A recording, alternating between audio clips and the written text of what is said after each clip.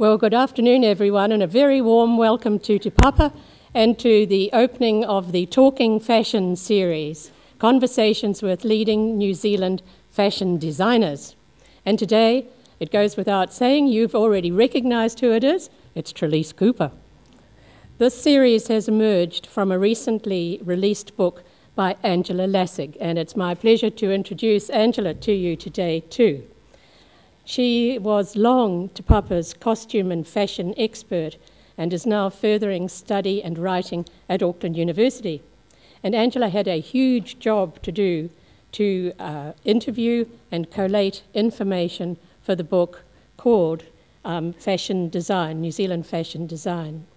And the book and the series wouldn't have been possible, actually, without the very willing and generous commitment of the many fashion designers involved, checking again the book's details as it started to near final production, fitting in interviews around their already very busy schedules, and each of them selecting what they saw as key garments that had taken forward the development of their special style and their career.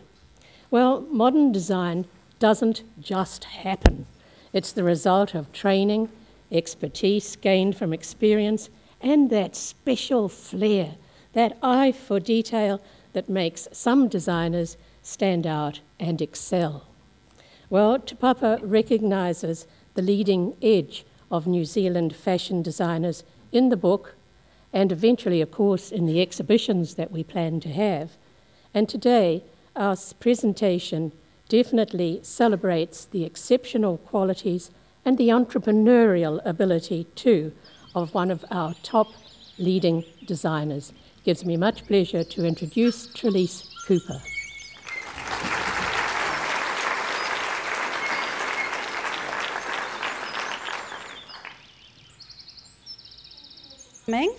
This afternoon.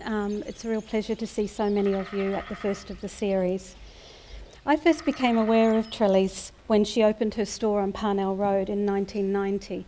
I was working at Auckland Museum at the time, 1998.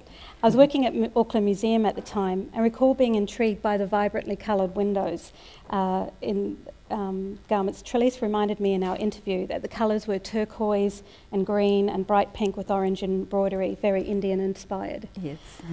The garments in those windows also engaged the attention of fashion commentator Paul Blomfield, who was surprised at Trelise's striking use of colour in a fashion scene dominated at the time by dark layering.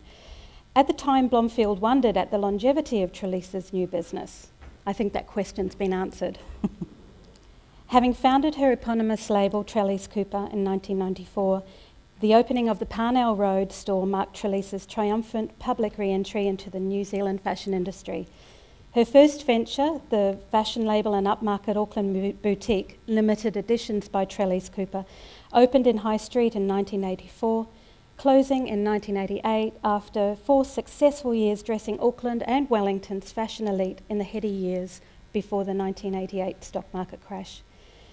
Between the closure of Limited Editions and the founding of her current company, Trelise immersed herself in charity work with agencies, including a food bank and women's refuge, and Trelise continues to donate time and resources to various causes, her most recent being Habitat for Humanity, which involved her coordinating the completion of a house for a selected family built during last year's New Zealand Fashion Week.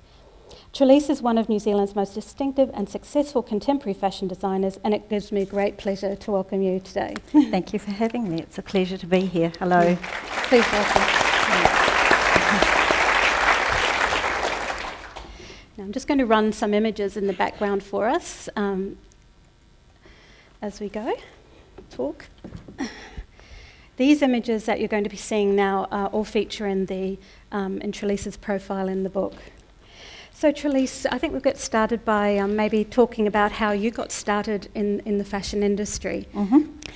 I started with a dream, and I must first publicly congratulate you on a wonderful book, an absolutely wonderful book about New Zealand fashion and New Zealand dreamers. So if there's any dreamers out there, it's all possible. You just need to look at the wonderful book that Angela, it's her dream, but it's also the stories of our dreams. And, you know, I think it's an amazing tribute to New Zealand fashion and to you, so thank you for that. Thank you. I started with a dream, and I guess it began when I was a little girl, dressing up in my mother's 50s frocks with we lived in a cul-de-sac in a new subdivision, and I would gather with all the girls after school, and we'd go to someone's house, usually one person in particular who held all the garments and the shoes, and we'd get into this dress-up box and we'd be away in this amazing imaginary world of whatever it was, and beautiful fabrics. So that began, I guess, my passion for it. My passion wasn't like other people whose mothers sewed. My mother was a teenage mother and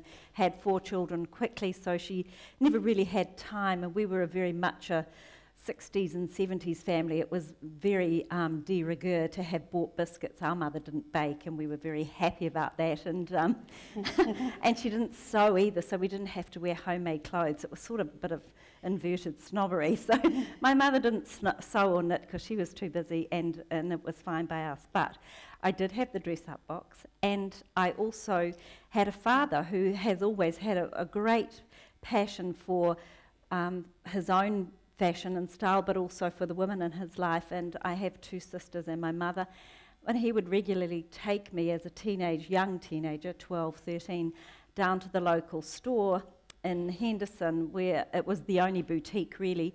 Mrs. Wong's. I'm sure it's not the name of her store, but I only remember Mrs. Wong.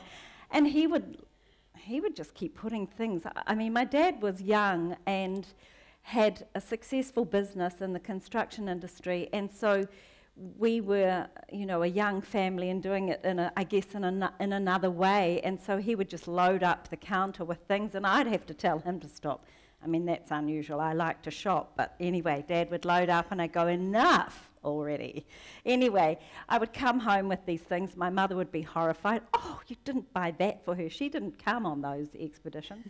But I think that fired my passion for shopping and for clothes and for the detail on clothes. I remember the detail is about a lot of the garments that Dad did buy for me, and off the ones with the dress-up box as well. I'm remembering you telling me about the dress-up box, that I think the garments were all 50s before that fashion completely changed to the straightness of the 60s. And yes. You do, I've noticed in the limited editions range, we've got a lovely image, which has been on, of a 50s style dress, yes. And you still love, your collections still include, don't they? They do. 50s style.